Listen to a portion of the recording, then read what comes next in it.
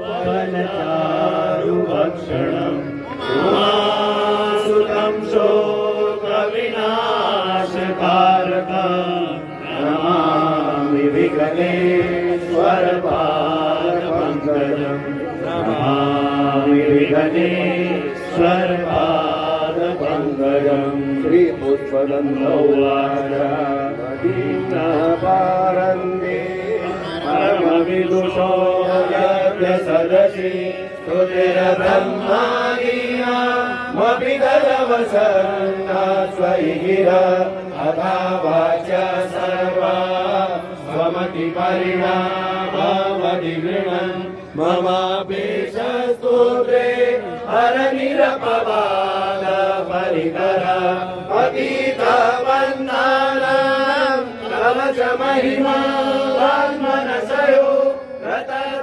रतद्यावृत्यायां सकितमभिधाते सुधिरपि सकस्य स्तोतव्या कतिविधगुणा कस्य विषया पदे तल्वाचीते पदति नमना कस्य न वच मधुस्मिता वाच परममृतं निर्मितवत तव ब्रह्मन् किं वा कपिसुरगुरोर्विस्मयपदं मम त्वेतां वाणे गुणकथनपुण्येन भवत पुनामेत्यर्थेऽस्मिन् पुरमथनभूदेव्यवसिता तवेश्वर्यं यत्तात् जगदुदयरक्षा प्रलयप्रदैवास्तु व्यस्ता विशसु गुणभेदासु तनुषु भवभ्यानामस्मि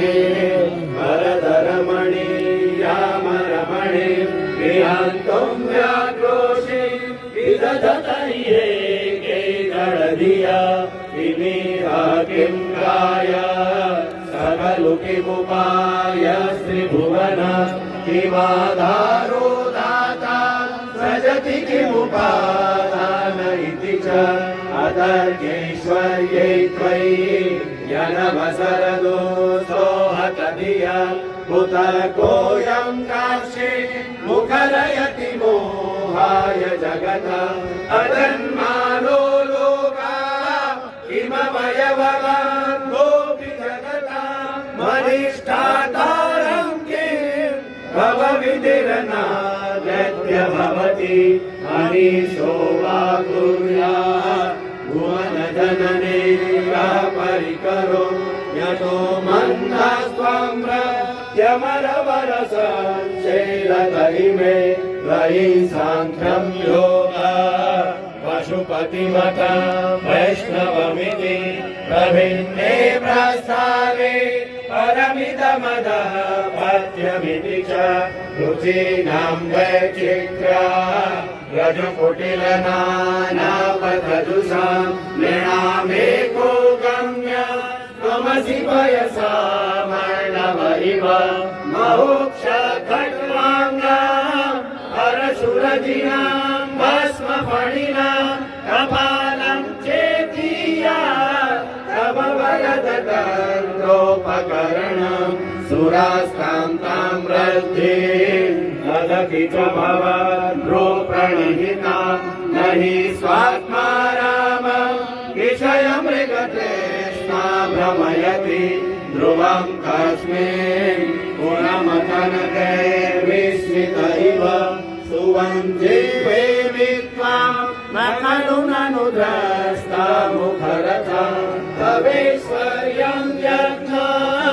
यदुपरिमितं चेद्हरिरथ परिच्छेतुं याता वरदमरद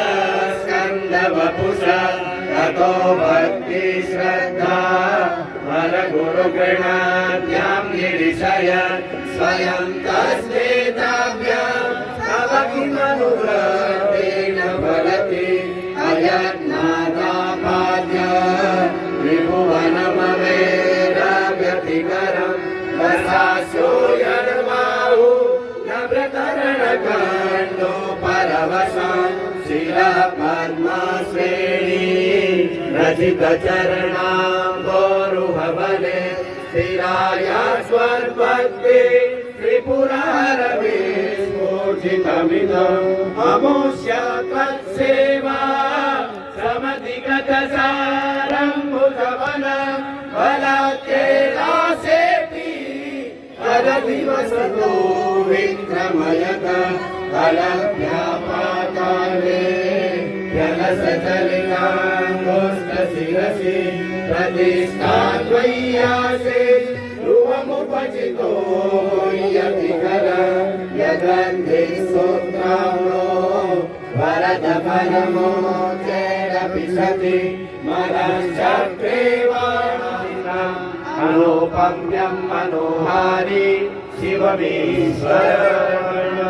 महेशान्नामरो देवो महिन्दो नापरास्तुति अघोराणापरो मन्यो नास्ति तत्त्वं गुणो परम् कुसुमनगरनाम सर्वगन्धर्वराज शिशुशशिधर मनोहरे देवदेवस्य दास सकलुरिदमहिम्नो भ्रष्टैवास्य रोषा स्तवनमिदमकाशे दिव्य दिव्यमहिम्ना सुरवरमुनिपूज्य स्वर्गमोक्षे गहेतुम् पठति यदि मनुष्य प्राञ्जलिर्नान्यचेता प्रजति शिवसमीपा किन्नरे सूयमाना स्तवनमिदममोघम् पुष्पदन्तप्रणीतम्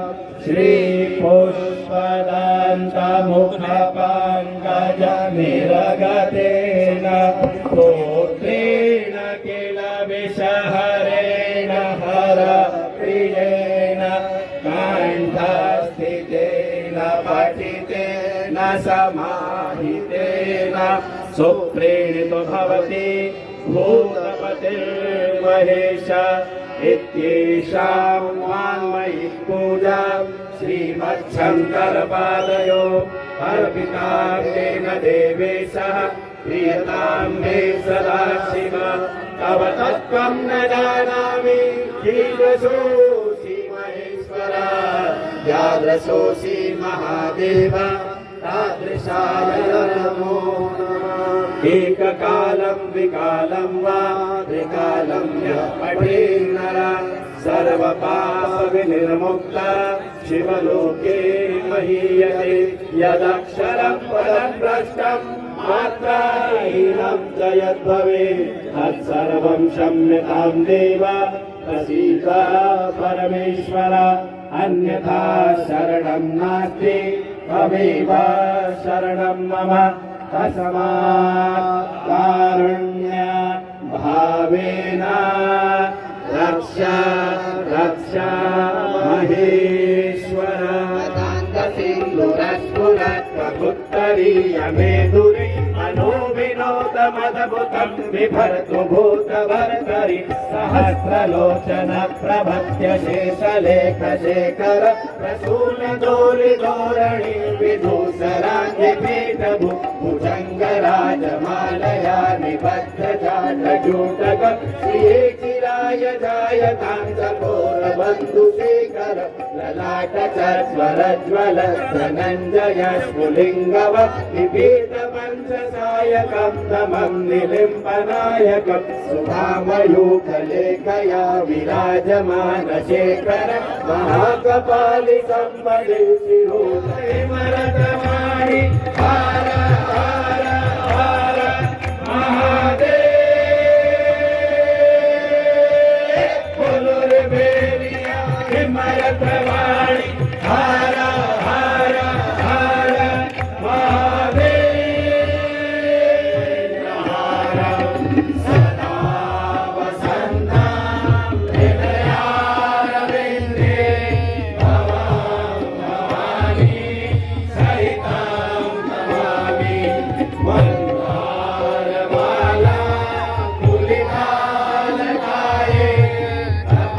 कपालमाला शशिशेखराय दिव्याम्बराय शैवाम्बराय नमः शिवाय